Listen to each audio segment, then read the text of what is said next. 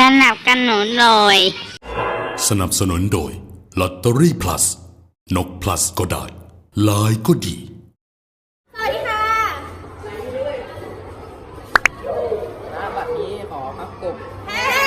พบกับ แพ้ แล้วไอ้สัตว์ ประชาชนทำไมต้องมีแล้วได้อะไรไม่มีเป็นยังไง ประชาชน 1. เอาไว้ยืนยันข้อมูล 2. จะได้รู้ว่าเป็นเชื้อชาติไทย 3. ได้รู้ว่ามีตัวตน ข้อที่ 2 มีแล้วใช้ประโยชน์อะไรบ้าง 1. สามารถยืนยันตัวตนได้ 2. เอาไว้รับเงินจากรัฐบาล 3. เอาไว้รับสิทธิต่างๆจากรัฐถ้าไม่มีบัตรประชาชนจะเป็นอย่างไร 1. จะไม่สามารถระบุตัวตนได้ 2. จะไม่ได้รับสิทธิต่างๆจากทางรัฐ 3. จะไม่สามารถเดินทางข้ามประเทศได้ ขอบคุณค่ะ